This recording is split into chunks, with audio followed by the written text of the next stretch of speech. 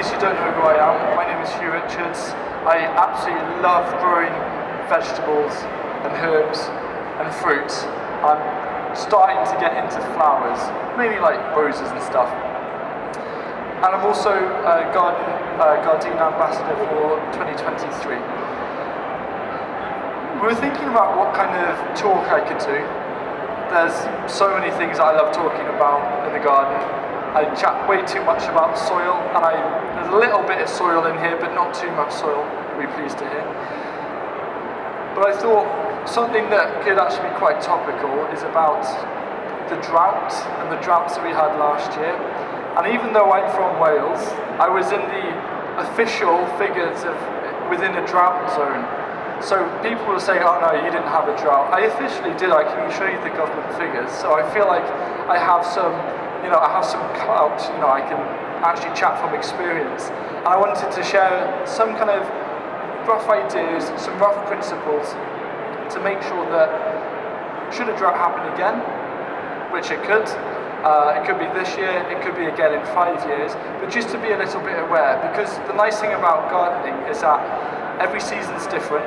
So you might have one season where there's a lot of rain, but because we grow a variety of different things, there's always going to be something in the garden that is super happy. So if it's a really wet season, my kale is like, this is my moment to shine. And I don't like kale. Kale is overrated. So I like leeks instead and peas. So we'll get into it. This is my garden.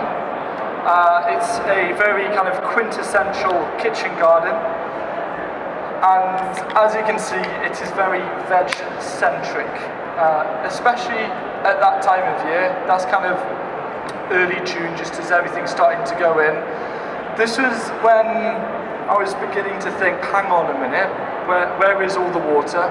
Even though there it looks nice and luscious, you can see that I've already started to make some moves. For example, mulching with grass clippings, and I'll come on to that in a bit, because I find that the social media world of gardening is absolutely hilarious, because everyone has an opinion, and their opinion is always right no matter what you do. The amount of people that said I lose all my plants to slugs because of grass clippings, I never heard from them again. So yeah, it's just very much a raised bed garden, trying to produce food. My main focus is producing flavour. If I can produce flavour, then I'm going to eat it. I don't want to grow tasteless things. I want to grow things that I really enjoy. So I'm always a bit of an acronym person. For example, when I'm doing garden planning, I have my own swagger technique.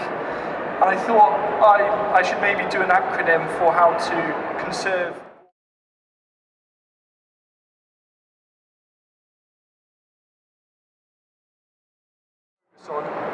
is the organic matter side of the soil, because you can look at soil in all sorts of different ways. Yes, it's something that's living, but it's also its own water tank in a way, because one molecule of soil organic matter can hold 10 times its weight in water.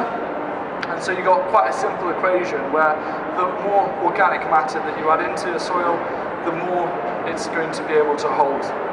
And there's some amazing statistic that I saw that they'd done some research in the US where it was either I think roughly an acre. For a 1% increase in organic matter in an acre, there was that soil in that acre, the top 30 centimetres, would hold 75,000 litres of water.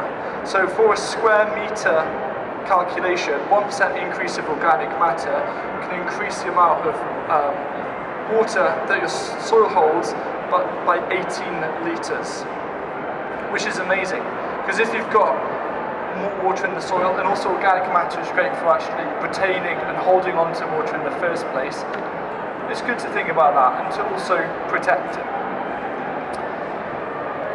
The second part of the acronym is access. So this is like accessibility, access, availability, clever ways of making sure that you have always emergency supplies of water. Usually what I do is I have a bit of a hierarchy.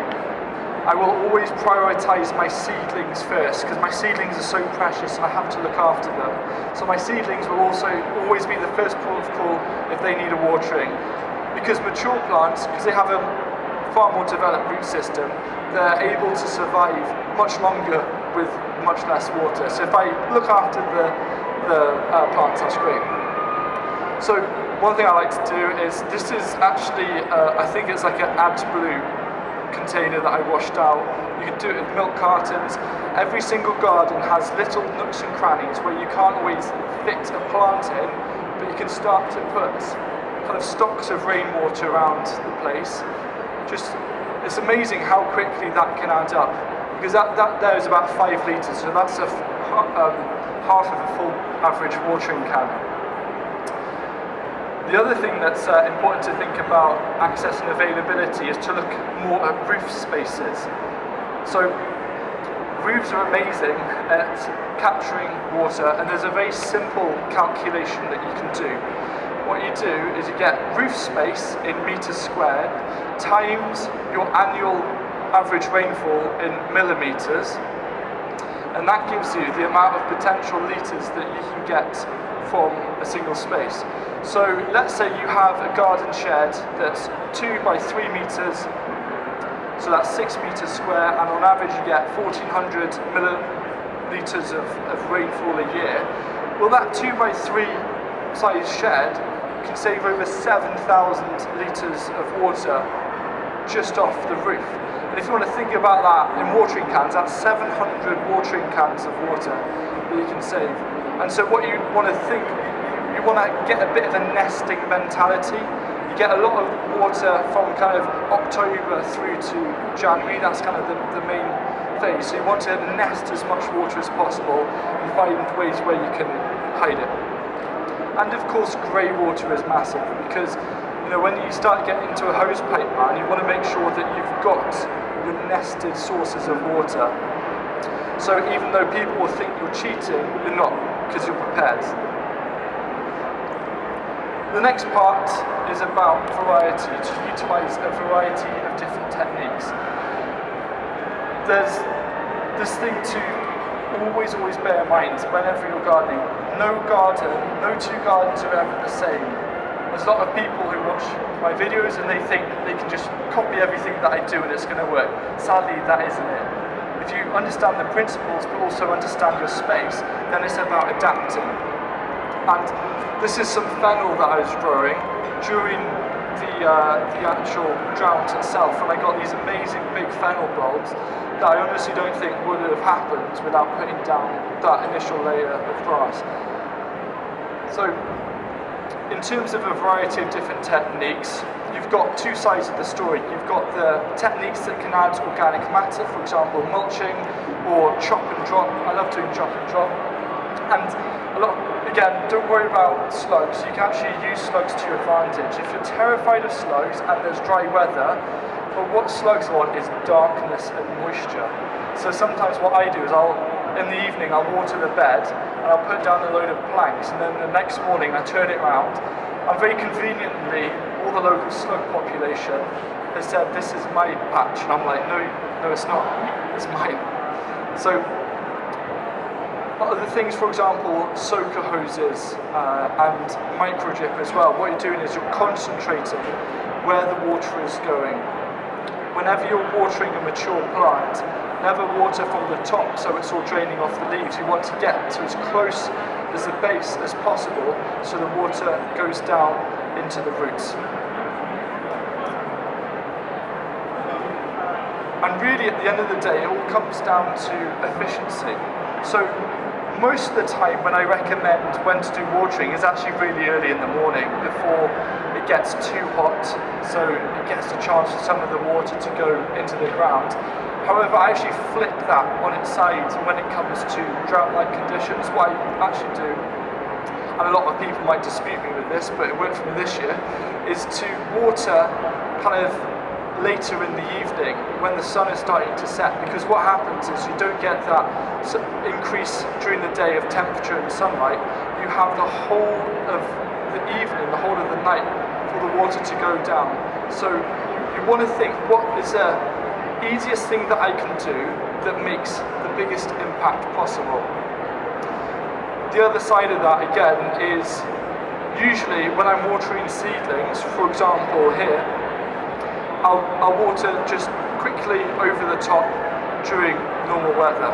However, I flip this round again when water becomes scarce. Instead I get a tray, I add about 2 to 3 centimetres of water, and I will take that module tray and sit it in the tray of water for about 5 minutes, because it soaks it all up, and I know that every single spot of water is working really well. Another little tip is often when you water, when soil becomes so dry, the water starts to pool and it kind of runs off, and you're like, no, I need you down by the tomatoes, please. Like, you know, and it's starting to run away and over the side of the bed. One thing that I've actually found is if you do a pre-watering, so just wet the kind of around the area a bit, and then come back 10 minutes later, what usually happens is that the water's starting to find its way down, and then when you water the next time, instead of the water, because it's like hydrophobic, the water just actually goes down into the roots. So do a little pre